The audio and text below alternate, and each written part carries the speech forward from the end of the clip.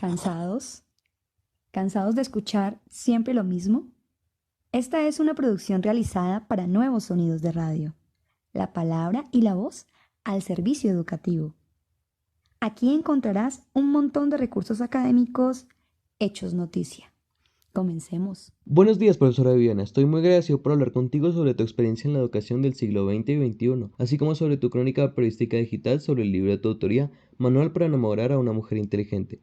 Comencemos por las diferencias entre ambas épocas y que me cuentes un poco más sobre tu libro. Buenos días, David.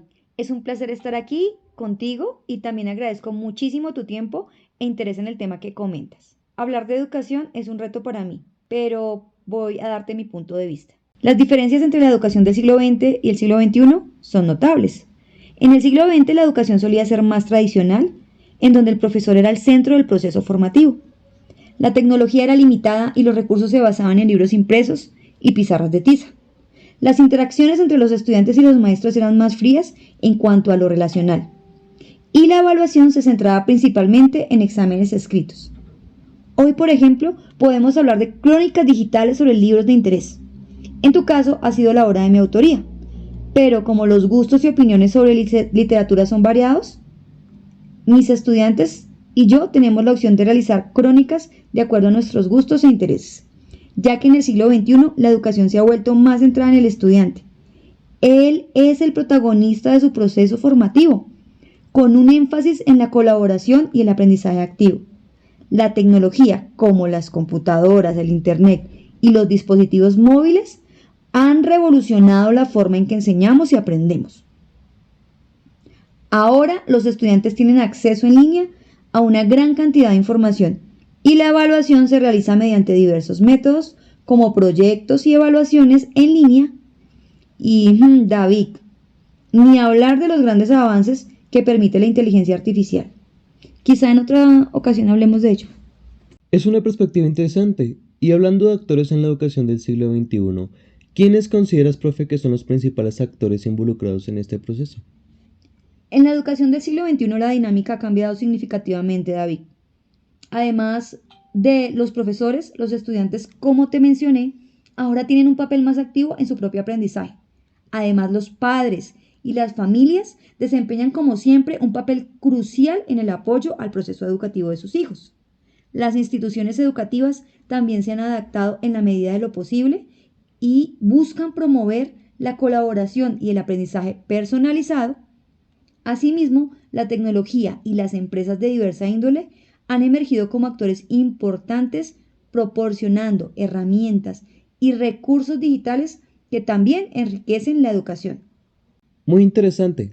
Por último, profe, ¿consideras que los sucesos del siglo XX han servido como una transición hacia lo que vemos en el siglo XXI en términos de educación?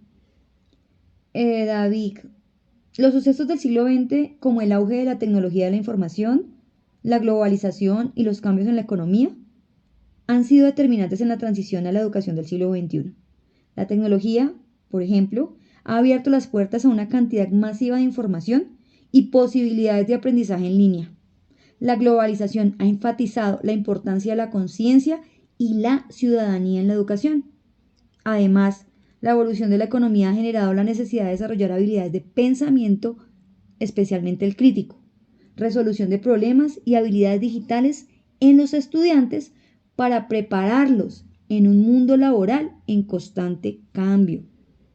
En resumen, David, los sucesos del siglo XX, para mi concepto, han servido como una transición a una educación más centrada en el estudiante, colaborativa y orientada en sus habilidades. Habilidades que vemos que en el siglo XX no era que no se llevaran a cabo, pero no se magnificaban como lo hacen ahora gracias a la tecnología.